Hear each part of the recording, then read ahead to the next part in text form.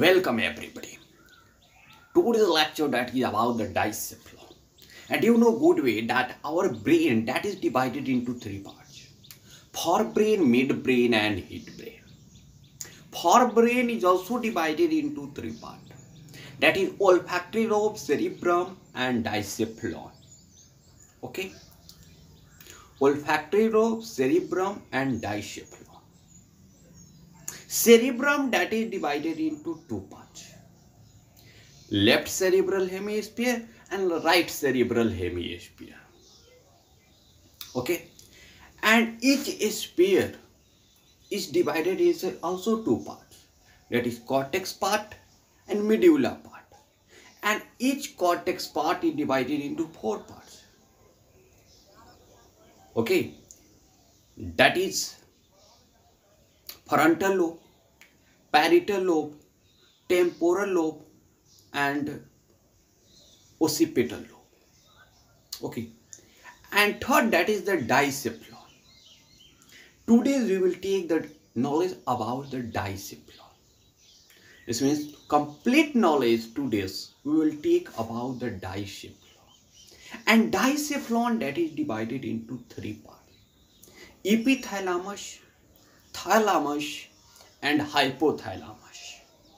Okay, so first of all, that is the what is the discephalon and what is the position of discephalon. So discephalon that is the part of brain, and in the brain discephalon is the part of forebrain.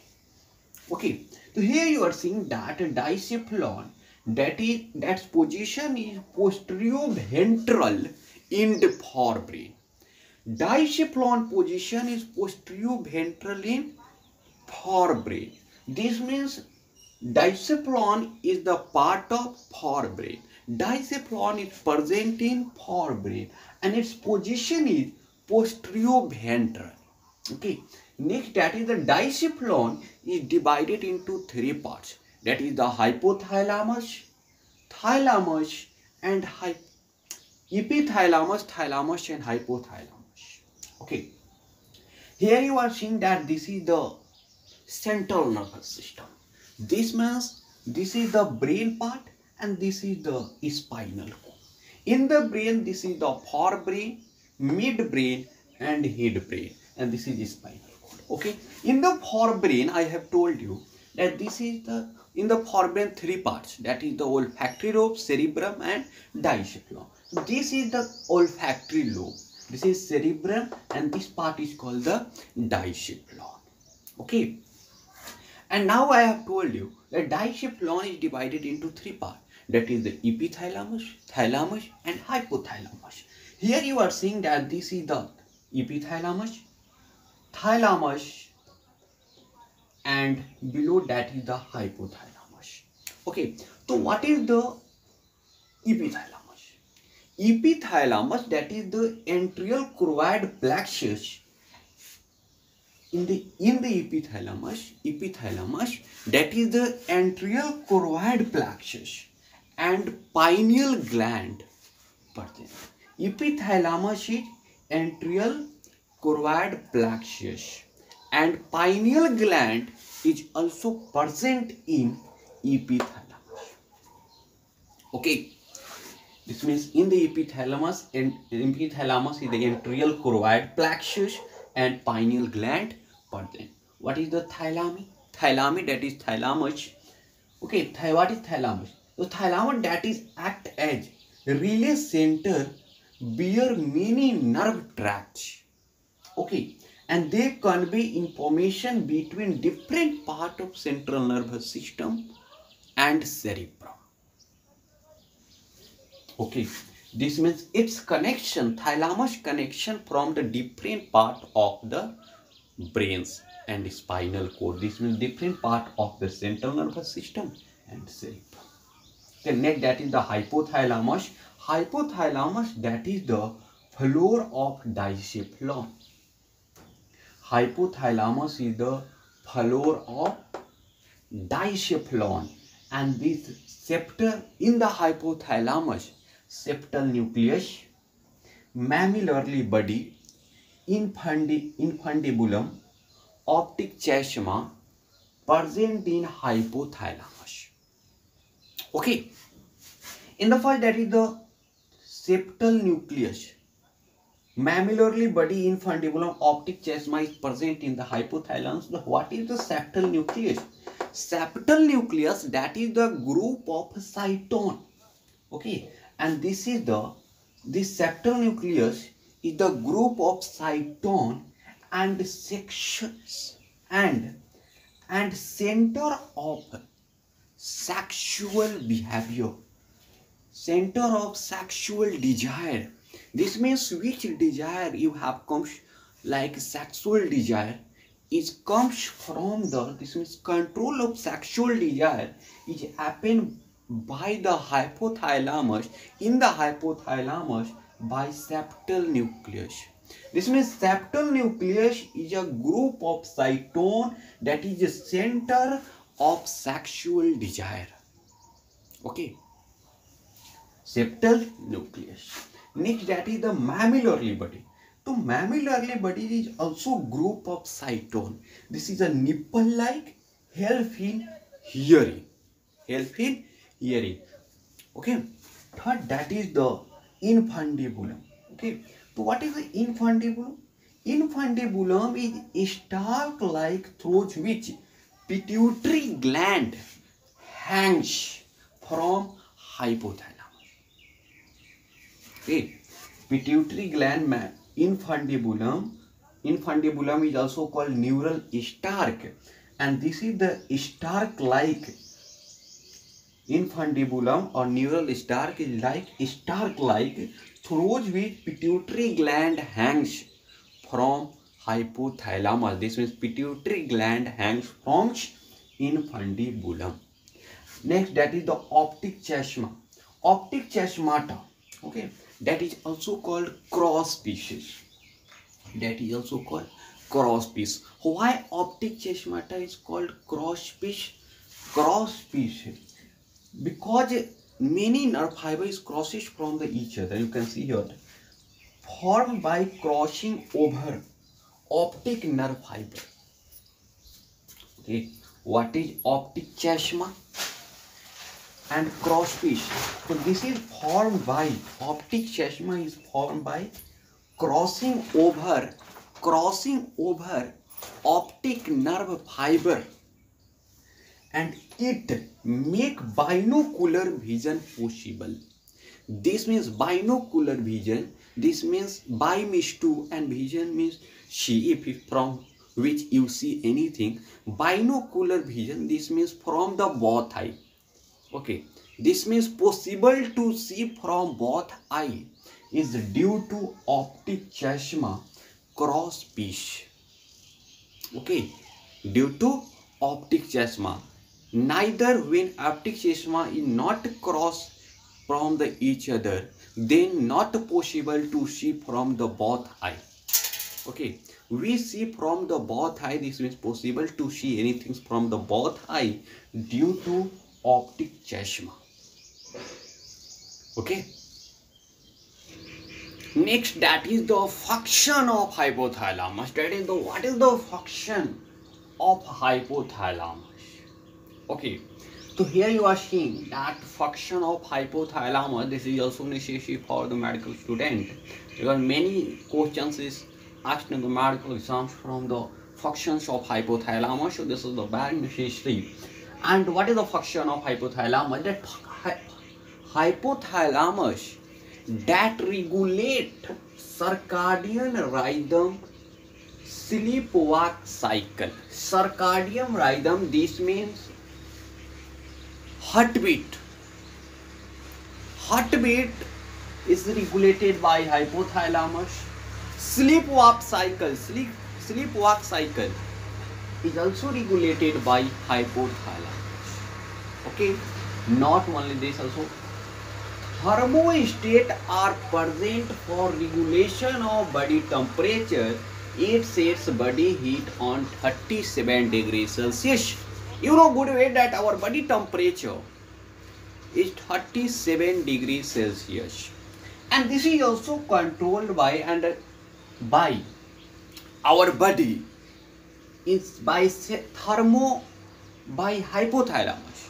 Okay, and this temperature is maintained by hypothalamus, and we maintain our temperature by themselves. Due to this, mammals is called thermostat.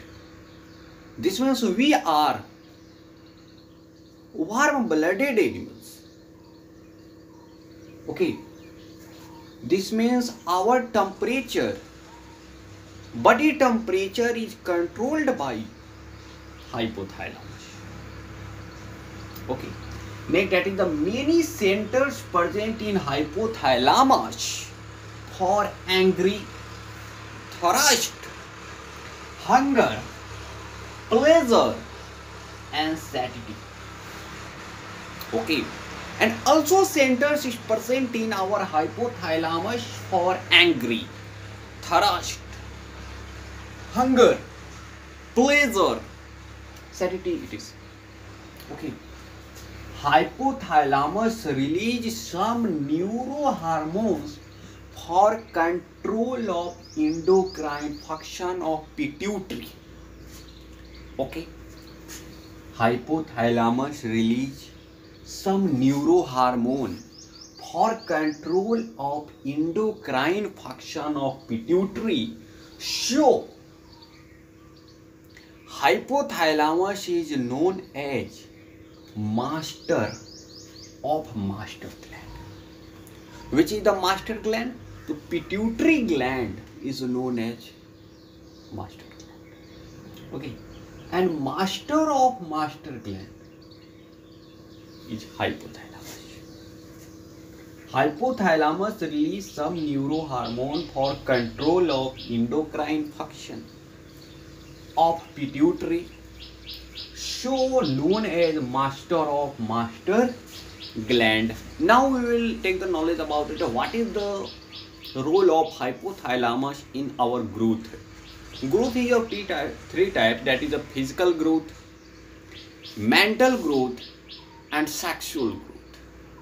Okay, so we will take that what is the role of hypothalamus in growth.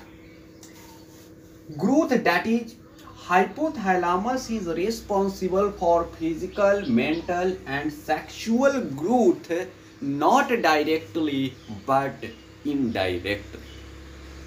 Okay, hypothalamus is responsible for physical, mental, and sexual growth indirectly. Okay. Here you are seeing that growth is divided into three types: physical, mental, and sexual. Okay. First of all, we are seeing the physical growth. From our hypothalamus, growth hormone releasing hormone and growth hormone inhibiting hormone releases. Two types of hormones releases from our hypothalamus. One is growth hormone releasing hormone and a growth hormone inhibiting hormone. Okay, and this growth hormone inhibiting and releasing, that secrete pituitary.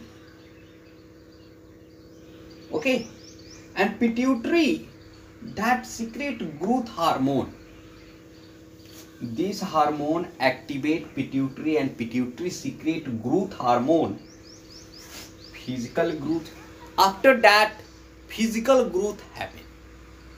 Okay, hypothalamus not direct. Hypothalamus responsible for physical, mental, and sexual growth indirectly, not directly in physical growth. Here you are seeing that hypothalamus that release growth hormone releasing hormone, growth hormone inhibiting hormone, and this activate pituitary, that pituitary release growth hormone. After that, physical growth happen. Here you are also seeing that mental and sexual growth.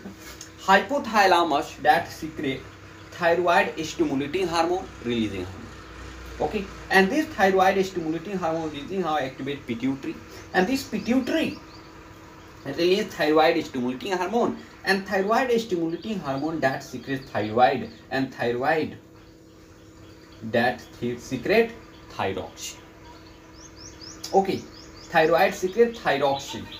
After that, mental and sexual growth happen. Here I want to tell you that this thyroxine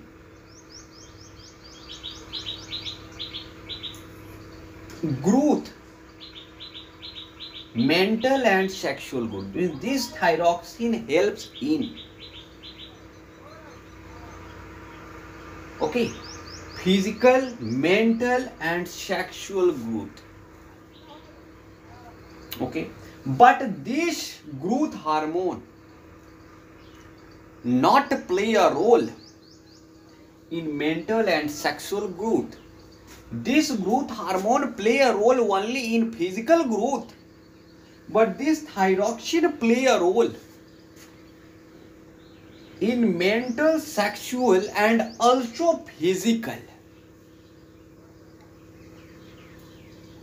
This means from the thyroxine, physical, mental and sexual growth happen, but from the growth hormone only physical growth happen, not mental and sexual. Last point I want to tell you that first center of hypothalamus is known as osmoregulatory center. First center of our hypothalamus is known as osmoregulatory center, regulate osmotic pressure of blood. Osmotic pressure of blood. First center of hypothalamus is also known as osmoregulatory center. Regulates osmotic pressure of blood. This means osmoregulatory center that regulates blood pressure, osmotic pressure of blood. Osmoregulatory center that regulates osmotic pressure of blood.